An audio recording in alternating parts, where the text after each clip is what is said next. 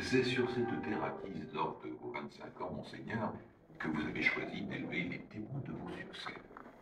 De tous vos établissements, vous le vicomte est celui que vous considérez comme le principal. Un axe unique, tendu du nord au sud comme la trajectoire d'une flèche, le marque, le domine et traduit votre ambition. Long de plus d'une lieue, il partage en deux sections égales, cours et bâtiments, traverse le cœur de votre demeure, distribue en parties équilibrées et souvent symétriques, d'abord l'espace dévolu au jardin, et puis, vers l'horizon, le paysage et les bois. Du coup, le regard soumis à cette direction unique perçoit au premier coup d'œil le jardin tout entier. Après d'amples terrassements, la plateforme que vos architectes ont naguère dégagée et que vous fîtes déjà embellir, s'est accommodée des pentes naturelles du terrain creusées par les deux rivières du domaine. Limitée par des charmilles et dans quelques années soulignée par les arbres plantés en deçà, elle offrira l'illusion que Vaux est une clairière au centre d'une forêt en terrain plat. J'approuve l'audace qui a écarté du site principal la rivière des Jumeaux qui le traversait en oblique pour l'enterrer à l'est, hors des limites du projet, dans une galerie souterraine de quelques 400 toises qui débouche en cascade dans le canal, dont je vous entretiendrai tout à l'heure. Je m'attelle aujourd'hui à l'embellir de jardins nouveaux, chers à votre goût et dignes de votre discernement. Mesuré depuis la façade sud du château jusqu'à l'orée de la forêt lointaine, le jardin dont je vous soumets les dispositions s'étendra sur 600 toises. Dans sa plus grande largeur, il ne mesurera guère plus de 150 toises.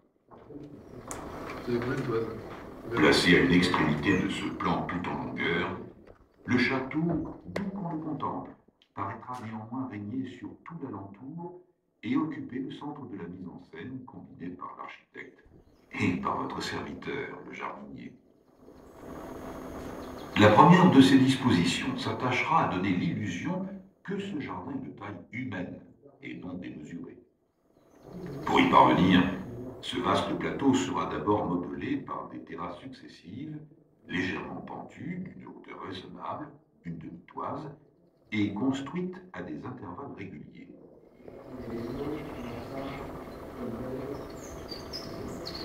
Ce découpage qui rompt la monotonie de la plateforme sera accentué par la différence des ornements déployés dans chaque fraction d'espace. Parterre fortement coloré et enrichi de broderies et de fleurs. Puis parterre de gazon et partout des bassins en abondance. Fontaines et jeux d'eau sont la vie d'un jardin, son principal ornement. Il l'anime et le vivifie. Enfin, pour accroître cette illusion d'un jardin humain, j'ai souhaité que la distance entre le château et le grand miroir carré paraisse plus réduite que sa mesure véritable. Le parcours est donc jalonné de bassins, petits pour ceux situés au pied de l'observateur sortant du château, grandissant ensuite jusqu'à devenir immense à l'autre extrémité. C'est ce jeu qui ralentit la perspective et donne l'illusion de raccourcir la distance réelle. Le plaisir que vous attendez de ces dispositions serait incomplet si je n'y ménageais pas d'autres surprises, telles des échappées latérales. Vous les découvrirez au gré de la promenade. À ces découvertes s'ajoutera la magie des eaux. Le sous-sol de vos terres est riche en sources. Défié par l'exemple de la villa d'Est et par la mémoire de Liancourt ou de Rueil, j'ai donné ici au plan d'eau une étendue aussi importante que la surface de toutes les pelouses et les parterres, ou que l'emprise de toutes les allées. Les bassins de Vaux seront au nombre de 36, grands ou petits, tous de formes ou de fonctions différentes. Nappe dormante qui reflète le ciel, jaillissante qui anime le paysage. Enfin, un peuple de statues, personnages symboliques qui président au destin, feront cortège au promeneur tout au long de son périple. Avant d'aller plus avant, le jardin de Vaux vous offrira encore une autre illusion née de l'étude des sciences. Considérez les 7 arcatures du monument final, abritant chacune une cascade, flanquée de dieux fleuves, gardés par des termes colossaux qu'on appelle des grottes. De la terrasse sud du château, votre œil les verra toutes entières, apparemment collées à la margelle du grand miroir carré. En marchant vers elle, cette perception ne se modifie pas. Mais soudain, parvenue au grand miroir carré, les grottes se dérobent, reculent devant le promeneur. Un vide de 125 toises s'ouvre, au fond duquel on voit apparaître et resplendir un deuxième miroir d'eau. Je gage que l'illusion fera longtemps obstacle à la réalité. Parvenu à ce point du parcours, il faut descendre vers le niveau le plus bas de votre domaine. Le cours naturel de l'Ancueil, la principale rivière qui traverse vos terres, sera capté dans un canal qui en épousera la direction générale et croisera à angle droit l'axe majeur du jardin. À ce carrefour, les rivages du canal seront agrémentés, côté septentrion, par des cascades, et au midi, leur faisant face, par les grottes. Entre ces deux palais marins peuplés de chutes d'eau, le canal s'élargit au point d'égaler le grand miroir carré et de le prolonger jusqu'au pied des grottes. Le canal franchi, de larges rampes, de vastes degrés, invite à la découverte du dernier espace du jardin.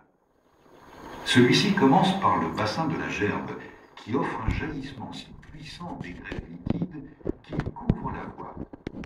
Puis le terrain s'élève doucement vers la statue d'un Hercule au repos, au sommet de la colline. Parvenu au pied de ce géant, arrêtez vos pas et, comme lui, contemplez le parcours accompli depuis le château.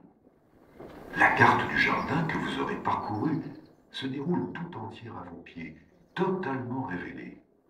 Chaque découverte, chaque surprise visible et confirmée. Cette halte, cette vue plongeante exceptionnelle seront la récompense de la promenade. Après quelques repos, vous reviendrez sur vos pas, franchirez à nouveau le canal pour rejoindre le grand miroir carré. Là, de nouvelles surprises, de nouvelles illusions vous surprendront en temps utile. Parvenu auprès de la margelle sud de ce miroir, une nouvelle démonstration d'optique vous attend. Vous verrez deux châteaux, celui de Pierre et d'Ardoise, qui règne sur le domaine, et réfléchi dans l'eau, sa réplique exacte. Alors que 600 pas et 10 minutes de marche vous en séparent. Monsieur Descartes, dans sa dioptrique, en fournit l'explication quand il décrit le mécanisme des angles d'incidence et de réflexion. Une autre surprise agrémente ce chemin du retour, les parterres de pelouse, de broderie échappent au regard. Le château paraît plus proche, plus monumental, plus dominant.